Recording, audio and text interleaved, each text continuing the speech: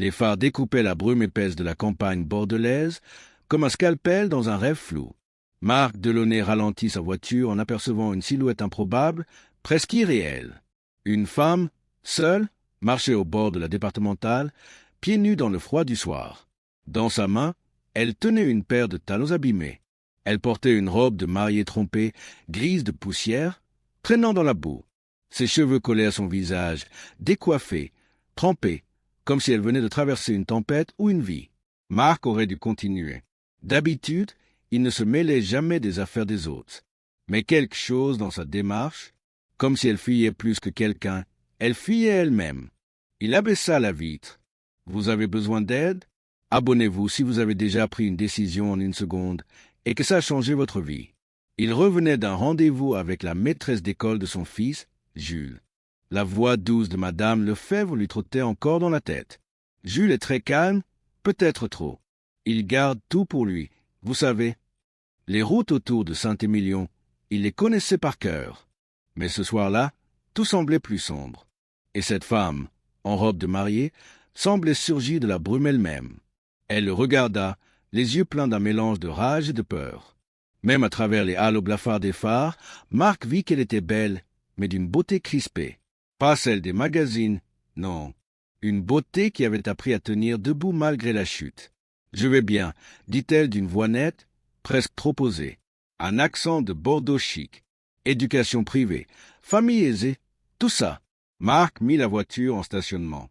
Une promenade, en robe de mariée, par 3 degrés. Un léger sourire glissa sur son visage, puis disparut aussitôt. Dit comme ça, c'est vrai que ça fait drame de téléfilm. Il la regarda attentivement.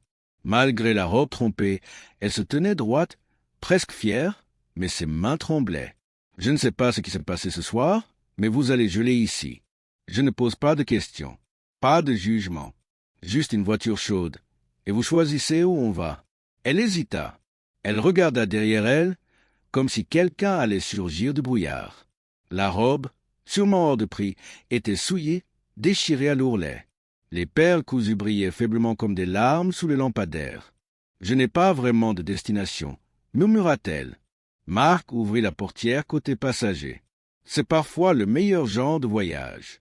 Elle monta avec lenteur, comme quelqu'un qui a toujours appris à se faire petite même dans les silences. Elle ajusta sa ceinture par-dessus la robe encombrante, créant un contraste presque comique. La princesse dans une Clio cabossée. « Moi, c'est Marc, » dit-il en reprenant la route. « Élise, » souffla-t-elle après un instant. « Et, merci. » Ils roulèrent longtemps sans un mot. Seul le souffle léger du chauffage et le bruit des pneus sur l'asphalte mouillé accompagnaient leur silence.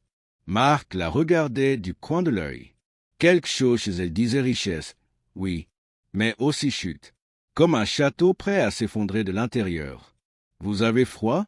demanda-t-il, remarquant ses frissons. « Un peu, avoua-t-elle. » Il attrapa une vieille couverture en laine posée sur la banquette arrière, celle que Jules utilisait quand il avait peur des orages. « Tenez, c'est pas grand-chose, mais c'est chaud. » Élise l'accepta avec un regard plein de reconnaissance.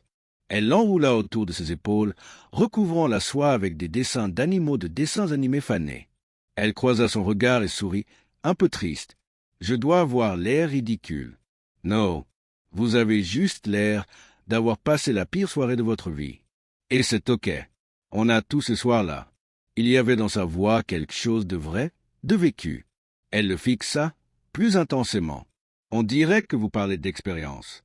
On en a tous, non ?» Ils avaient quitté les vignes. Les grands domaines laissaient place aux petites maisons plus modestes. Marc réalisa qu'il roulait sans but, sans réfléchir. Et pourtant, il n'avait pas envie que ce moment s'arrête. La maison n'était plus très loin. Une bâtisse en pierre calcaire, typique du sud-ouest, avec ses volets bleu pâle et son grand figuier devant l'entrée. Marc n'avait jamais osé la vendre. C'était Lucie, sa femme, qui en était tombée amoureuse la première fois qu'il l'avait visitée, 8 ans plus tôt. Maintenant, c'était trop grand pour lui et Jules. Mais chaque pièce portait encore l'empreinte de sa voix, de son rire, de leur vie d'avant. « Tu veux que je t'emmène quelque part ?» demanda-t-il doucement. Élise resta silencieuse un long moment. Puis, « J'ai nulle part où aller. Mon appartement, J'ai rendu les clés quand j'ai emménagé chez... Elle désigna vaguement la robe. Mes parents? Ce sont eux qui m'ont poussé à porter cette chose. Je ne peux pas rentrer. Marc prit une décision sans trop comprendre pourquoi. J'ai une chambre d'amis. Ce n'est pas le grand luxe, mais c'est tranquille. Tu pourras réfléchir demain à ce que tu veux faire. Tu ne me connais pas, protesta-t-elle. Je pourrais être n'importe qui. Peut-être, répondit-il calmement. Mais je sais reconnaître quelqu'un de perdu. Et j'ai connu ce genre de nuit. En tournant dans l'allée, Marc sentit une nervosité inhabituelle. Depuis la mort de Lucie, il n'avait jamais ramené de femme ici. Chaque objet dans la maison était un souvenir figé. Mais ce soir, la détresse d'Élise avait franchi ses barrières. La maison était plongée dans l'obscurité, sauf la lumière du port qu'il avait laissé allumer pour Jules, en soirée pyjama chez sa meilleure amie. Marc était soulagé. Comment aurait-il pu expliquer à son fils de 8 ans pourquoi une inconnue en robe de mariée dormait chez eux? « Bienvenue chez nous, dit-il en ouvrant la porte. Élise entra. Ses talons résonnaient sur le parquet comme un écho lointain de quelque chose d'interrompu. L'intérieur était simple, chaleureux, un mélange de dessins d'enfants, de livres en pile sur la table basse et de photos aux cadres usés. Une maison qui avait vécu, aimé, pleuré et continué malgré tout. « C'est très beau, dit-elle sincèrement. C'est Lucie qui a tout choisi. Ma femme. Enfin, ma femme décédée. Je suis désolé. Merci. Tu veux un café? Je comptais en faire de toute façon. » Pendant que Marc s'affairait dans la petite cuisine ouverte, Élise ira doucement dans le salon. Elle s'arrêta devant un mur rempli de photos. Un mariage souriant, un ventre arrondi, un nouveau-né dans les bras de sa mère, puis un petit garçon qui grandit, dessin après dessin accroché au frigo. C'était la vraie tendresse. Pas celle qu'on expose sur Instagram, mais celle qui transpire dans les détails, dans les petits moments capturés sans pause. « Ça fait combien de temps ?» demanda-t-elle quand il revint avec 2 tasses fumantes. 2 ans. Un cancer. Rapide. Trop rapide. Elle s'installa sur le canapé, la robe enroulée autour de ses jambes comme un cocon trompé. Comment elle s'appelait? Lucie. Elle était infirmière en pédiatrie. Elle disait que soigner, c'est aimer autrement. Elle devait être exceptionnelle. Elle l'était. Marc but une gorgée et leva les yeux vers Élise. « Et toi? C'est quoi ton histoire ?» Elle hésita. Il s'attendait à un mur. Mais l'ambiance de la pièce, la douceur non intrusive de Marc, cela semblait faire tomber les couches de protection. « Je devais me marier ce soir, dit-elle dans un souffle. Théodore Bellegarde. Brillant, riche, trop parfait. Mes parents étaient ravis. Et moi, j'étais censé l'être aussi. » Elle serra sa tasse entre ses doigts. « J'étais censé être la fille idéale, la fiancée modèle, l'épouse souriante. Mais là, dans cette église, entouré de 500 inconnus, j'ai compris que j'étais en train de m'effacer. Lentement, silencieusement. » Marc hocha la tête. « Alors t'as couru. J'ai fui. Je suis sorti de l'église et traversé la salle de réception, ignoré les flashs, les fleurs, ma mère qui criait mon nom. Et j'ai couru, jusqu'à ce que mes jambes lâchent. » Elle baissa les yeux sur la robe froissée. « Et maintenant, je suis là, dans le salon d'un inconnu, à boire du café dans une robe en lambeaux, sans savoir quoi faire de ma vie. C'est pas le pire endroit pour tout recommencer, » murmura Marc. Ils parlèrent jusqu'à tard dans la nuit, sans gêne, sans faux-semblant. Marc parla de sa peur de ne pas être à la hauteur pour Jules, de sa culpabilité d'avoir survécu à Lucie. Élise parla des attentes démesurées, de sa sensation d'étouffer depuis l'adolescence. Quand la fatigue les rattrapa, Marc l'accompagna jusqu'à la chambre d'amis. Il posa quelques vêtements de Lucie sur le lit. Un pull en laine, un legging, une trousse de toilette. Alors qu'il allait refermer la porte, une voix douce l'arrêta. « Marc, merci. Vraiment. » Il hocha simplement la tête. Il n'y avait rien à répondre, juste à être là. « Merci, Marc, d'avoir pris le temps, d'avoir rien demandé, d'avoir juste été là. » Il hocha la tête. « Essaie de dormir. Demain, c'est un nouveau jour. » Le lendemain matin, Marc se réveilla avec un bruit étrange. Des voix. Cela faisait longtemps que la maison ne résonnait plus ainsi. Pendant un instant, il crut rêver.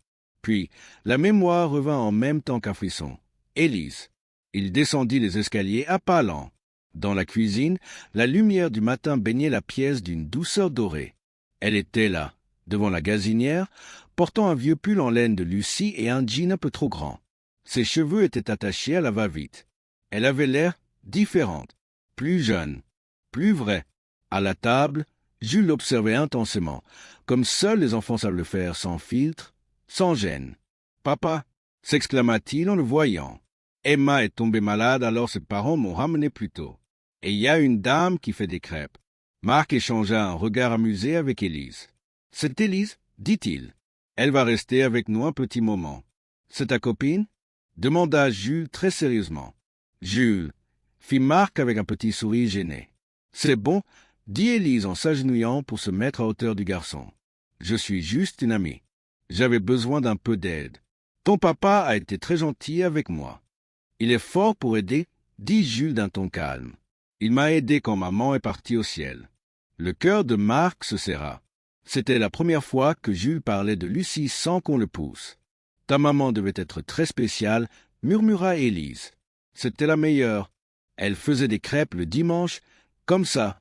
Mais papa, il les rate toujours. Elles sont trop épaisses. Alors peut-être qu'on peut lui apprendre le secret, » chuchota Élise avec un clin d'œil. Autour de la table, quelque chose avait changé. L'air était plus léger. Jules, d'habitude si silencieux depuis la mort de sa mère, parlait, riait, posait 1000 questions.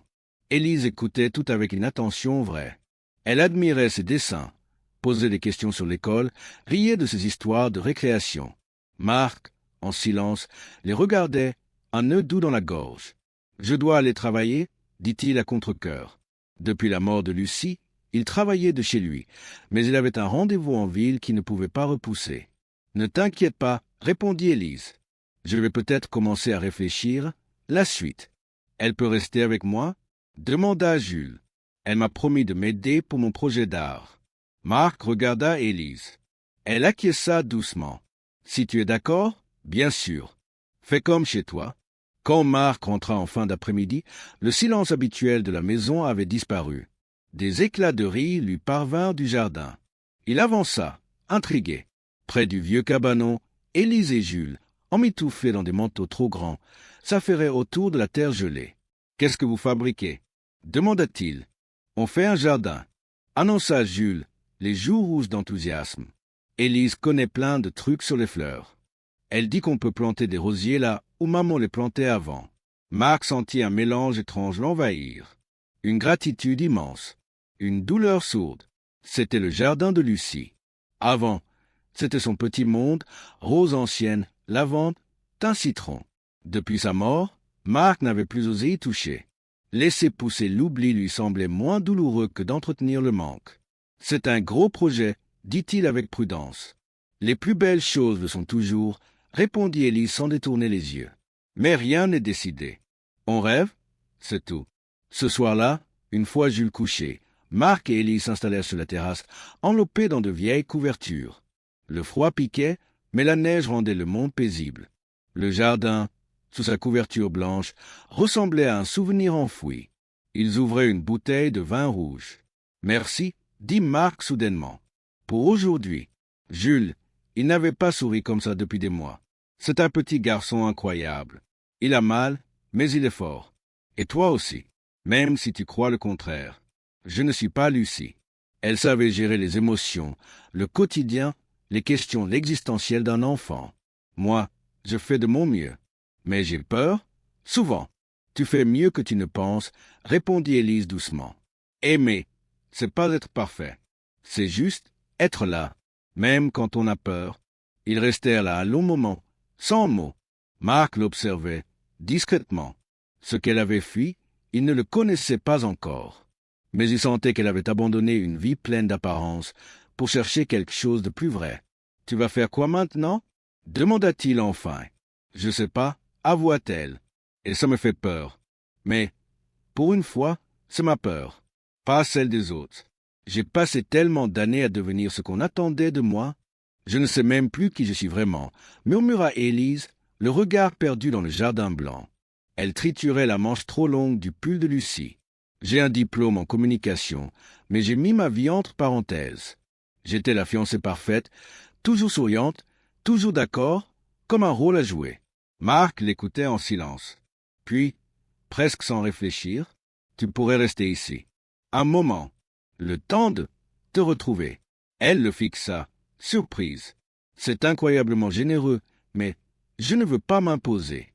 Tu ne t'imposes pas. Tu aides, même. Jules, il est différent depuis que tu es là. Et moi, il hésita. Moi aussi, je me sens un peu plus vivant. Et ça faisait longtemps. Je ne te demande rien, dit-elle vite. Et moi, je ne t'attends rien non plus. Je t'ouvre juste une porte. 3 jours plus tard, cette paix fragile vola en éclats. Marc était dans son bureau, travaillant sur des dossiers clients, quand il entendit des moteurs puissants dans l'allée. Il se leva, inquiet. Dehors, 3 voitures noires s'alignaient. Une berline de luxe au centre. Le genre de voiture qu'on ne voyait pas souvent dans leur village près de Bordeaux. Antoine Delcourt sortit du véhicule principal. Grand, costume sur mesure. L'assurance arrogante de ceux à qui on ne dit jamais non. Derrière lui, 2 hommes restaient près des voitures, visiblement des gardes du corps discret. Marc ouvrit la porte. Monsieur Lefebvre lança Antoine, glacial. « Je crois que vous hébergez quelqu'un qui m'appartient. » Marc se redressa. « Je ne crois pas que les gens puissent appartenir à qui que ce soit. » Élise traverse un épisode confus. Elle n'est pas dans son état normal. Ses parents sont morts d'inquiétude. Peut-être qu'ils auraient dû penser à ça avant de l'enfermer dans un mariage forcé, répliqua Marc. Le sourire d'Antoine était celui d'un homme habitué à manipuler. Vous ne comprenez pas. Élise a des responsabilités. On ne fuit pas sa vie parce qu'on a une crise de panique. Ce n'était pas une crise de panique, dit Marc. C'était une prise de conscience. Et vous êtes qualifié pour juger ça? Vous êtes qui? Au juste? Un veuf sans avenir, avec un enfant sur les bras? Qu'est-ce que vous pouvez lui offrir? Marc sentit la colère monter, mais il la canalisa. Je ne lui offre qu'une seule chose, le choix. Ce qu'elle n'avait pas avec vous.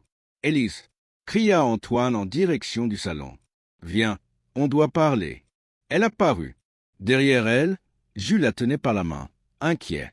Élise était pâle, mais droite, le menton levé.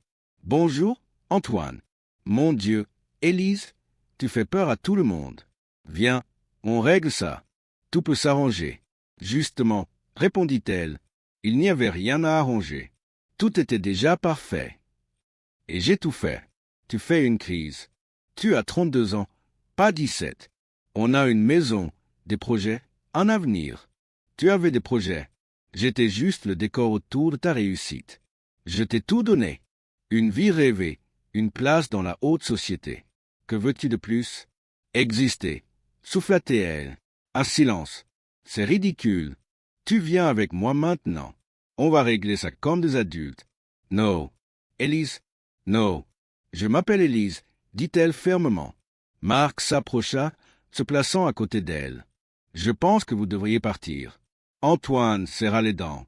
Il les regarda, tous les deux, avec un mépris à peine voilé. Je comprends. Vous croyez pouvoir jouer au petit couple, hein? Mais Élise n'a aucun revenu. Son héritage est lié à notre mariage et à l'approbation de ses parents. Sans moi, elle n'a rien. Élise eut un léger tremblement, mais sa voix resta calme. Alors tant mieux que je ne sois pas avec toi pour ton argent. Antoine la fixa froidement. Tu reviendras, quand tu réaliseras ce que tu as perdu. Mais ce jour-là, je ne serai peut-être plus là. Il tourna les talons et repartit. La maison retomba dans un silence étrange, comme si l'air lui-même retenait sa respiration. Jules s'éclipsa dans sa chambre. Marc posa sa main sur l'épaule d'Élise. Elle était figée, les bras serrés autour d'elle-même. « Ça va ?» demanda-t-il doucement. Elle hocha la tête. Puis non. « Je sais pas. Tout ce qu'il a dit sur l'argent, c'est vrai. Je n'ai rien, rien qui m'appartienne. » Elle leva les yeux vers lui. « Je me suis battu pour ma liberté. Mais maintenant que je l'ai, j'ai peur de ne pas savoir quoi en faire. J'ai vécu tellement longtemps au crochet de mes parents. » Puis d'Antoine, murmura Élise en regardant la neige fondre lentement sur les tuiles. « Je ne sais même pas si je suis capable de m'en sortir seul. » Marc l'écoutait, debout près d'elle dans la cuisine. La lumière douce du matin filtrait à travers la fenêtre. « Tu es bien plus forte que tu ne le penses, » dit-il doucement. « Et tu n'es pas seule, Élise. » Elle tourna vers lui un regard incertain. « Pourquoi? Pourquoi tu fais tout ça pour moi? » Tu me connais à peine. » Il resta silencieux un instant. Puis il répondit. Quand elle était en train de partir, elle m'a demandé une chose. Elle m'a dit, si un jour tu peux aider quelqu'un à se retrouver, fais-le. Parce que l'amour, le vrai, c'est ça.